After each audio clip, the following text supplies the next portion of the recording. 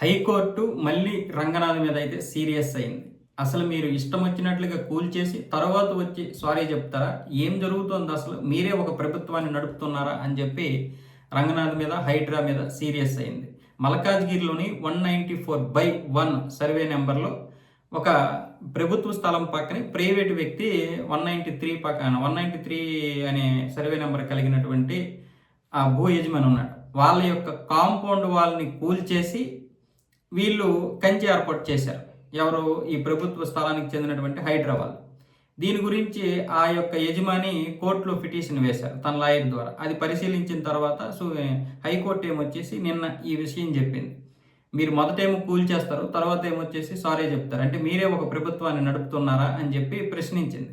అయితే ఇక్కడ ఈ సదరు వ్యక్తి ప్రభుత్వ భూమిలోన ఈ యొక్క గోడ నిర్మించడం జరిగిందని చెప్పి హైడ్రా వివరించింది. అలాంటప్పుడు మీరు ముందు కోర్టులో పిటిషన్ వేయాలి కదా. కోర్టులో చెప్పిన తర్వాత దానికి సంబంధించినటువంటి వివరాలు సబ్మిట్ చేసిన తర్వాత అప్పుడు మీరు కూల్చేయాలి కదా. ఇప్పుడు ఎందుకు కూల్చేశారు? నోటీసులు ఇవ్వకుండా కూల్చడం ఏంటి అని చెప్పి వీళ్ళు వైపు కోర్టు ఏమొచ్చి ప్రశ్నిస్తే అటువైపు ఏమొచ్చేసి కాదు అది అసలు ప్రభుత్వానికి సంబంధం లేదు, మా 350 గజాల్లో మేము కట్టుకున్నామని చెప్పి అటువైపు ప్రైవేటు స్థలం ద్వారా ఏమొచ్చేసి హైకోర్టుకి చెప్పడం జరిగింది. ఇటువైపు ఏమొచ్చేసి హైడ్రా ఇదిగోండి ప్రభుత్వ స్థలం, ఇది పక్కాగా ప్రభుత్వ స్థలం అని వీళ్ళు చూపిస్తున్నారు. దానికి కోర్టు ఏమంటుందంటే అలాంటప్పుడు మీరేం చేశారు? ప్రభుత్వ స్థలాలన్నీ మొదటే కంచి వేసుకోవచ్చు కదా. మీరు మొదట కంచి వేయకుండా ఇప్పుడేం చేస్తున్నారు? ఇప్పుడు కంచి వేయడం ఏంటి అని కోర్టు వీళ్ళని ప్రశ్నిస్తుంది. అయితే ఇక్కడ ప్రభుత్వ స్థలం విషయంలో కానీ లేకపోతే ప్రైవేట్ స్థలం విషయంలో కానీ చాలా వరకు అవకతవకలు అయితే ఉన్నాయి. ఈ ఇల్లులు కట్టడానికి లేకపోతే మిగతా వాటికి ఎవరైతే ప్రభుత్వ అధికారులు అనుమతులు ఇస్తున్నారో వాళ్ళని ఎందుకు తీసుకురావడం లేదో అర్థం కావడం లేదు. అధికారులు మాకు అవన్నీ సంబంధం లేదు, రూల్స్ ప్రకారం ఏదైతే తీసుకొస్తారో దాని ప్రకారం మేము సంతకాలు చేస్తామంటారు. అప్పుడు ఆ దొంగలు దొరుకుతారు.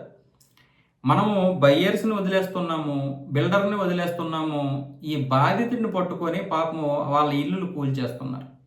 అది వచ్చిన బాధ. ఇప్పుడు హైడ్రాకి వ్యతిరేకం ఎక్కడ వచ్చిందంటే పెద్ద పెద్ద బడాబాబుల యొక్క కాలేజీలు లేకపోతే స్కూల్స్, ఆ సల్కం చెరువులో ఉన్నటువంటి స్కూల్స్ని కూల్చడం మనకు చేతకాలేదు. కానీ అమాయకులైనటువంటి పేద ఇల్లులు లేకపోతే మధ్యతరగతి వారు ఏదో ఈఎంఐలు పెట్టుకొని ప్రభుత్వ అధికారులు ఇచ్చినటువంటి అనుమతులతో ఇల్లులు కట్టుకుంటే వాటిని కూల్చేయడం వల్ల ఈరోజు హైడ్రాకి వ్యతిరేకం వచ్చింది. అంతే కదా. ప్రభుత్వ అధికారులను ప్రశ్నించాలి కానీ వీళ్ళని ప్రశ్నించడం ఏంటి, వీళ్ళ ఇల్లులు కూల్చడం ఏంటి?